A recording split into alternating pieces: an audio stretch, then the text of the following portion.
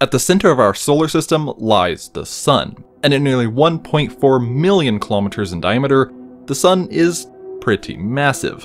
Just comparing it to everything else in the solar system, it is quite literally, astronomically gigantic. But as we all know, this gigantic star will very, very quickly become complete. Since the Sun is so tiny, it makes one wonder what would happen if another star were placed in the center of our solar system, whether the star be larger or smaller. For example, Sirius A, the brightest star in the sky apart from the Sun, would be a little less than 2 times larger than the Sun, but midday on Earth would be about 23 times brighter, and the average temperature would be about 370 degrees Celsius. For comparison, the average temperature on Earth with the Sun at the center of the solar system is only about 15 degrees Celsius. What's quite shocking is that if the smallest star we know of, whose name I will not state because... Anyway, despite the star being smaller than our Sun, and literally smaller than Jupiter and Saturn, if this star were placed in the center of our solar system, noon on Earth would still be about 3 times brighter than with the Sun at the center, and the average temperature on Earth would be about 110 degrees Celsius. But not all stars smaller than our Sun would produce such results. Our solar system's closest neighboring star, Proxima Centauri, is about twice the size of EBLM J0555-57AB. I thought I wasn't going to say that. If Proxima Centauri were placed in the center of our solar system, the average temperature on Earth would be around negative 216 degrees Celsius, which is about the temperature on Neptune. Midday on Earth would be about 20,000 times dimmer. That's over 20 times dimmer than noon on Neptune, with the Sun at the center of the solar system. Pollux is a very large yet very small star. Its diameter is about 5 times larger than that of Sirius A, or about 9 times that of the Sun. If Pollux were placed in the center of the solar system, noon on Earth would be about 35 times brighter, and the average temperature would be about 430 degrees Celsius. That's nearly the temperature on Venus, the hottest planet in the solar system.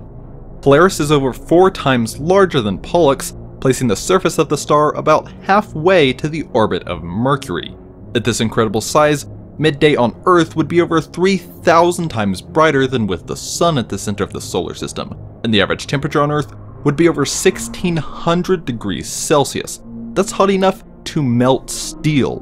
But continuing on, Rigel is over 2 times larger than Polaris, making it nearly 80 times larger than the Sun, and placing its surface at the orbit of Mercury. At such a massive size, midday on Earth would be nearly 300,000 times brighter, and the average temperature on Earth would be over 6,000 degrees Celsius. That's hot enough to melt diamond. But Betelgeuse is significantly larger. From the perspective of Earth, Betelgeuse would engulf Mercury, Venus, Earth, Mars, and the asteroid belt, coming a mere 247 million kilometers shy of the orbit of Jupiter. A mere 247 million kilometers? Despite the star completely engulfing half the solar system, its surface is still nearly 100 million kilometers farther from Jupiter than the Sun is from Earth. Midday on Jupiter would be nearly 7,000 times brighter than midday on Earth with the Sun at the center of the solar system. The average temperature on Jupiter would be nearly 4,000 degrees Celsius, compared to the typical negative 108 degrees Celsius when the Sun is the star in the center of the solar system. VY Canis Majoris is one of the most commonly known stars because, until recent years, it was the largest star known. At about 1.9 billion kilometers in diameter, VY Canis Majoris is nearly twice the size of Betelgeuse. If placed in the center of the solar system, VY Canis Majoris would completely engulf Jupiter's orbit, but its surface would still lie nearly 450 million kilometers from Saturn, a distance far enough to fit over 300 suns. The average temperature on Saturn would rise to about 3,500 degrees Celsius, compared to the typical negative 139 degrees Celsius. However, as VY Canis Majoris would be so far from Saturn, noon on Saturn would only be about 18 times brighter than a typical noon on Earth. Uae-Scuti, the previous record holder for the largest known star, would be about 17% larger than VY Canis Majoris, but midday on Saturn would rise to be nearly 10,000 times brighter than a normal noon on Earth, and the average temperature would increase to around 5,000 degrees Celsius.